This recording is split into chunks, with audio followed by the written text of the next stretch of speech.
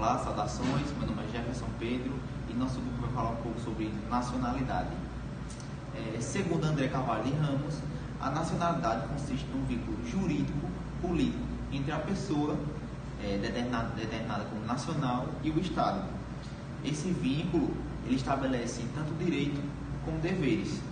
Dessa forma, esse conceito vincula nacionalmente e internacionalmente, impactando tanto no direito internacional público como no direito internacional privado. Um exemplo desse impacto é o vínculo que o nacional cria com o seu Estado, podendo até servir como elemento de conexão e de resolução de um conflito, como a gente encontra no Lex Patria, vou chamar Lex Patria, que ele consegue resolver o conflito de normas entre o direito interno e o direito externo. Logo mais, meu colega vai falar um pouco sobre a nacionalidade originária, a secundária e a naturalização. Olá, meu nome é Ednandes. Eu vou falar um pouco sobre nacionalidade originária ou primária e depois um pouco sobre a nacionalidade secundária ou naturalização. Sobre a nacionalidade originária ou primária, de acordo com o estudo no livro do doutrinador Mazzuoli, ela é adquirida involuntariamente ao nascer. Quando você nasce, você já adquire, independente da sua vontade, a nacionalidade originária. E ela vai ser de acordo com o critério jus solis ou jus sanguinis. E esse critério de definição da nacionalidade está disposto nos ordenamentos jurídicos de acordo com cada Estado. Quando o Estado é regido pelo critério de jus sanguinis, que acontece geralmente nos estados em que acontece uma maior imigração, é levado em consideração para a definição da nacionalidade a questão da descendência da pessoa e é desconsiderado no local de nascimento dela. Já quando é levado em consideração o critério de jus solis, em sua maioria nos países em que acontece uma maior imigração, é levado em consideração o local de nascimento da pessoa para definir a nacionalidade dela e é desconsiderada a descendência. Já em relação à nacionalidade secundária ou naturalização, trata-se de um ato voluntário em que você adquire uma nova nacionalidade ou, no caso dos apátridas, a primeira nacionalidade.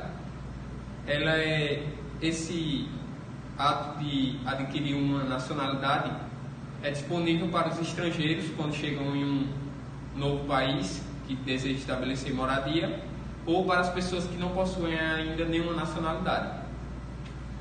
Em cada estado há alguns requisitos que são necessários ser cumpridos para que aconteça a naturalização da pessoa. E é possível, pelo fato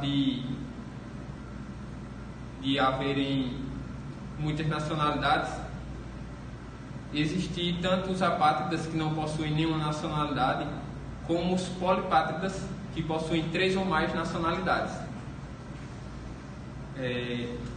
Em relação ao Brasil, nós temos um tratamento diferenciado em relação aos estrangeiros que vêm de Portugal, devido às relações internacionais entre o Brasil e Portugal e o princípio da reciprocidade, em que é necessário apenas alguns requisitos, dentre os quais 1 ano de moradia, para que o português consiga realizar a sua naturalização como brasileiro. Por fim, cumpre dizer que existem algumas formas de naturalização. Entre elas, a naturalização ordinária, para o estrangeiro que tem interesse em se tornar um cidadão brasileiro após 4 anos de residência contínua no país. Há também a naturalização extraordinária para os estrangeiros que vivem no Brasil há mais de 15 anos e têm interesse em adquirir a nacionalidade brasileira, sendo essa um direito previsto na Constituição Federal. Há a naturalização especial para o estrangeiro que tenha se casado com um diplomata brasileiro há mais de 5 anos, ou para aquele que tenha mais de 10 anos de serviço ininterruptos em missão diplomática ou repartição consular do Brasil. E também a naturalização provisória, que é para o estrangeiro que entrou no país em seus primeiros 5 anos de vida e se estabeleceu definitivamente no território nacional. Olá, eu vou falar agora sobre a nacionalidade no âmbito jurídico brasileiro. No nosso direito interno, a nacionalidade é estabelecida no artigo 12 da Constituição Federal, na linha A, no qual foi consagrada a adoção da regra do critério do jus solis, ou seja, o critério do nascer em território brasileiro. Essa definição, porém, não é a única, sendo adotado também o critério jus sanguinis, para evitar a existência de apátridas. Esse critério é utilizado principalmente quando brasileiros estão a serviço do Brasil e fora dele, acabam por ter filhos em exercício dessa atividade, e essa criança ela vai ter direito à nacionalidade seguindo o critério jus sanguinis. Agora eu vou falar um pouco sobre a perda da nacionalidade. A nacionalidade ela é tratada como um direito fundamental e irrenunciável, e assim deve ser. Dessa forma, a perda desse vínculo jurídico e político pode figurar como uma punição para cidadãos ao ocorrer como consequência de uma opção ou na medida em que, não obstante se trata de um direito humano essencial. O titular dessa prerrogativa pode dela se desfazer voluntariamente, adquirindo outra, mas não renunciá-la. Em hipótese alguma existe esse critério de renúncia, porque aconteceria o que nós chamamos de apátrida. Ele só teria a nacionalidade brasileira e, renunciando a esta, seria uma apátrida. E isso, nosso ordenamento jurídico, ele tenta combater. Essa pessoa assim ficaria sem nenhum vínculo jurídico, assim como explana muito bem o doutrinador Del Olmo. Ele tem essa visão que combina perfeitamente com o que foi já discutido durante toda a história do Brasil.